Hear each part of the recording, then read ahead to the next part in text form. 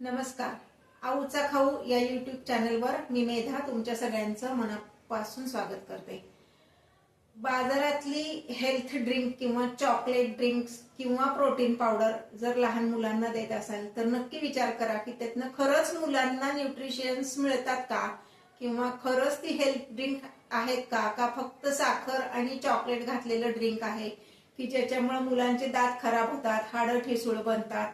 असं काहीतरी प्रोटीन किंवा हेल्थ ड्रिंक देण्यापेक्षा घरी कसं प्रोटीन आपण पावडर देऊ शकतो मुलांना ते आता मी तुम्हाला सांगणार आहे. घरी केलेली प्रोटीन पावडर नक्कीच मुलांना न्यूट्रिशन व्हॅल्यू जास्ती देऊ शकते. चला तर बघूया ती प्रोटीन पावडर कशी तयार करायची. हे पहा, आता आपण प्रोटीन पावडर करायला सुरुवात करणार आहोत. मी गॅसवर एक कढई ठेवली, आता गॅस चालू करते. आता ह्यामध्ये मी घालणार आहे 50 ग्रॅम बदाम. हे किंचित भाजून घ्यायचे, खूप अगदी काळे होईपर्यंत किंवा असे नाही भाजायचे, त्यातलं जस्ट मॉइश्चर निघेल इतपत ते भाजायचे. बदाम का खायचे तर बदामामुळे आपल्या डोळ्याचं आरोग्य सुधारतं. बदामातून आपल्याला ई व्हिटॅमिन मिळतं, त्यामुळं केसांच्या तक्रारी दूर होतात, त्वचा चांगली होती. त्यानंतर आपलं टोटल हेल्थ वाढण्यासाठी बदामाचा खूप छान उपयोग होतो. म्हणून आपण बदाम घेतले, थोडेसे भाजून घ्यायचे, सतत हलवत भाजायचे. गॅस मीडियम फ्लेमवर ठेवलेला आहे.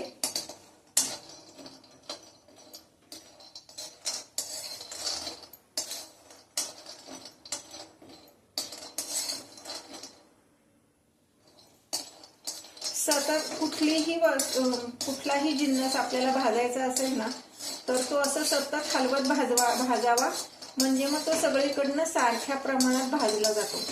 गॅस बारीक करून बाकीची कामं करत जर आपण हे भाजलं तर एखादा बदाम जास्ती काळा भाजला जातो, एखादा कच्चट राहतो. म्हणजे कुठलाही जिन्नस तुम्ही सतत हलवत भाजलात की तो सगळीकडनं सारखा भाजला जातो.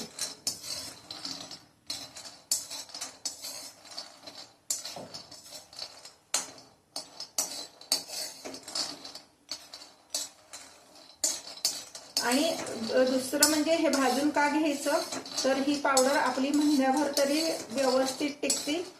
त्या बदाम किंवा जे काय आपण ड्रायफ्रुट्स आता ह्यात वापरणार आहे त्यात जर मॉइश्चर राहिलं तर त्याला पटकन जाळी येऊ शकते, म्हणून भाजून घ्यायचे. हे इतपतच भाजायचे, जास्ती भाजायचे नाहीये. म्हणजे जस्ट मॉइश्चर त्यातलं काढलं, म्हणजे 2 मिनिटासाठी आपण फार तर हे भाजून घेतलं. आता मी हे एका वाटीत काढून घेते.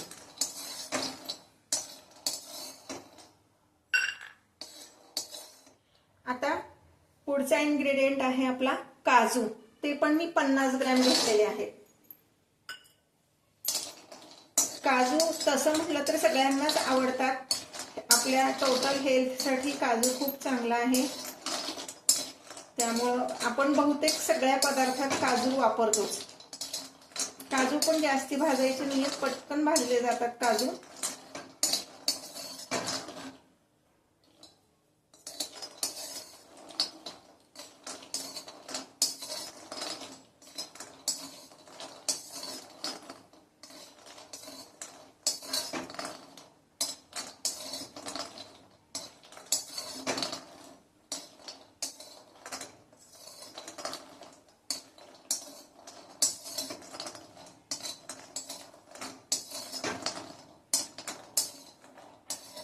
हे पहा, आता हे काजू भाजून झालेले आहेत. हे पण मी एका वाटीत काढून घेते आणि हे सगळे पदार्थ मी गार करून घेणार आहे. भाजल्यानंतर ते गार झाले पाहिजेत. आता पुढचा इन्ग्रेडियंट आहे अक्रोड. अक्रोड मी जास्ती घेतले नाहीयेत, फक्त 25 ग्रॅमच घेतले. कारण बऱ्याचदा काय होतं, अक्रोड जर जास्ती घातला गेला तर थोडस काय मुलांना आवडेल असं नाही, थोडस तुरट कडवट अशी चव असते. तुरटच जास्ती असतात अक्रोड, त्यामुळं फक्त ते 25 ग्रॅमच घेतले.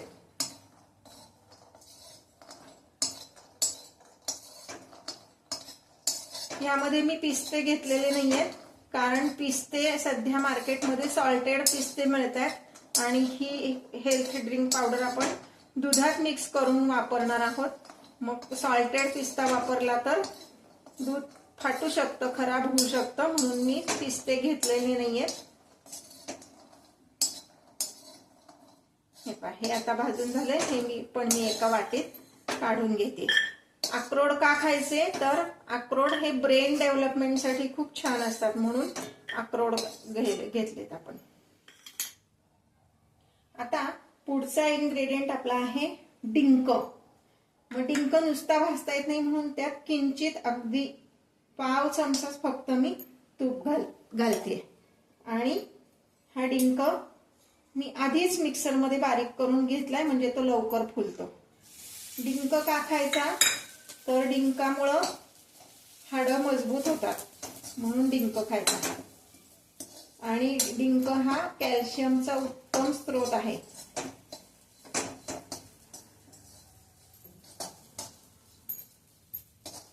डिंक मात्र व्यवस्थित फुलेल असा, म्हणजे त्याची लाही तयार होईल इतपत भाजायचा आहे. तो आपण मिक्सर मधनं काढून घेतल्यामुळं व्यवस्थित तो भाजला जातोय, अगदी थोड्या तुपावर सुद्धा.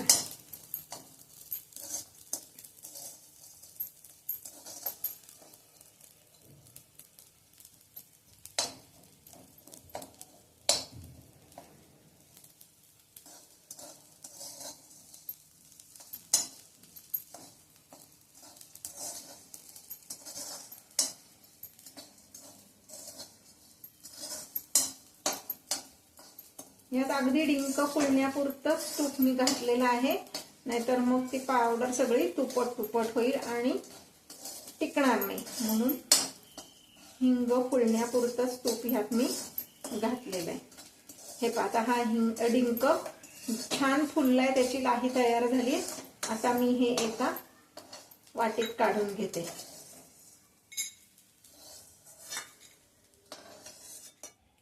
आता पुढचा इन्ग्रेडियंट आपला आहे खारीक पावडर. ती पण किंचित भाजायची, फार नाही, म्हणजे त्यातलं मॉइश्चर फक्त काढून टाकायचंय. आता नीट जर तुम्ही बघितलं तर साधारण प्रत्येक इन्ग्रेडियंट्स आपण 50-50 ग्रॅम घेतलंय. त्यामध्ये डिंक फक्त 15 ग्रॅम घेतलाय आणि अक्रोड 25 ग्रॅम घेतले. बाकी सगळं 50-50 ग्रॅम घेतलंय. म्हणजे ही आपली प्रोटीन पावडर जी आहे ती साधारणपणे पावशेर तयार होईल.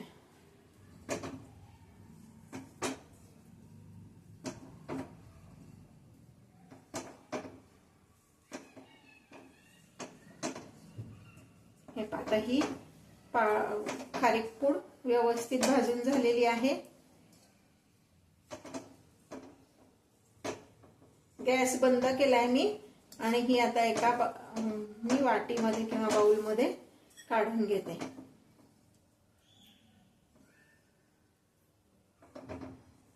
आता आपण काय करणार आहे, एक 10 मिनिटं थांबून हे जे सगळे भाजलेले इन्ग्रेडियंट्स आहेत ते आपण मिक्सरला बारीक करणार आहोत. पण एकदम मिक्सर फुल स्पीडवर चालवायचं नाहीये, पल्स मोडवर चालवायचं आहे, म्हणजे मग छान अशी बारीक पावडर तयार होती. आणि ह्या सगळ्या त्याला फार तेल सुटून असं गच्च गोळा त्याचा तयार होत नाही. एक 10 मिनिटं थांबून मी तुम्हाला पुढची प्रोसिजर सांगते, म्हणजे तोपर्यंत हे गार होईल.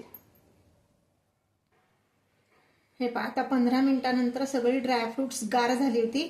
मी ती आता मिक्सर मधनं त्याची बारीक पावडर केलेली आहे.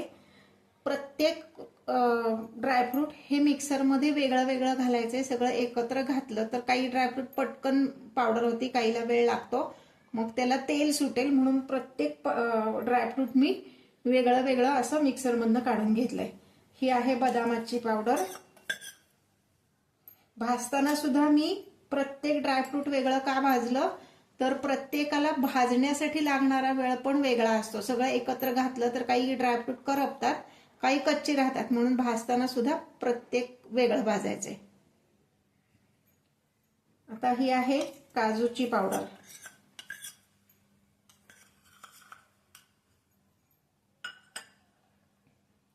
ही आहे अक्रोडची पावडर. आपण हे तिन्ही वेगळं वेगळं भाजून घेतलं होतं. सिक्वेन्स पण असा का ठेवला तर मगाशी मी म्हटलं तसं की प्रत्येक गोष्ट भाजायला लागणारा वेळ हा वेगळा आहे. त्यानंतर आपण भाजला डिंक. डिंक भाजताना आपण थोडंसं तूप घातलं होतं. ते तूप कढईला तसंच राहू नाही म्हणून डिंक भाजून झाल्यावर आपण खारीक पूड त्यात भाजली. म्हणजे मग ते जे काही कढईला राहिलेलं तूप होतं ते सगळं खारीक पावडरमध्ये व्यवस्थित पुसलं गेलं. आता मिक्सरमधनं काढताना पण मी डिंक पावडर आणि खारीक पावडर हे एकत्र मिक्सरमधनं काढलंय.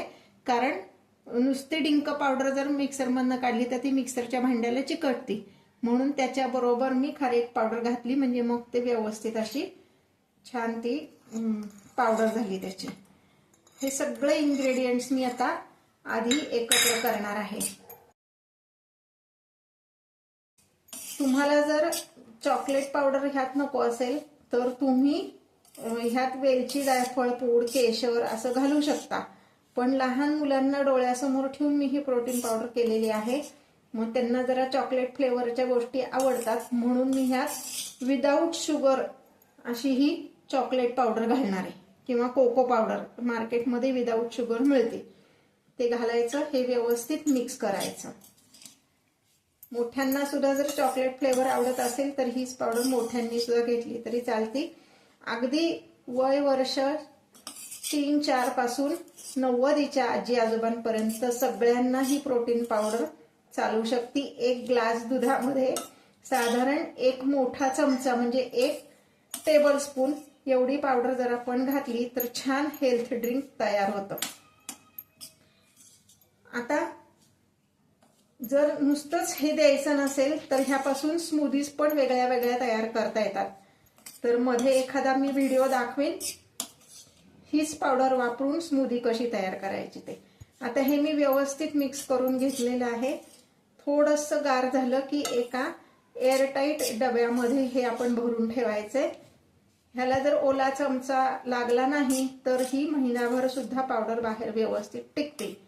पण जर तुम्हाला काही शंका वाटत असेल तर तुम्ही फ्रीजमध्ये ठेवली तरी चालेल. पण तशी फ्रीजमध्ये ठेवायची गरज पडत नाही. मग हे तुम्ही गरम दुधात, गार दुधात मुलांना जसं आवडेल तसं तुम्ही देऊ शकता. आऊचा खाऊ ह्या यूट्यूब चॅनलवर जे काही पदार्थ दाखवले जातात ते जर तुम्हाला आवडत असतील तर चॅनल नक्की लाईक करा, शेअर करा, सबस्क्राईब करा. आऊचा खाऊ खा आणि हेल्दी राहा.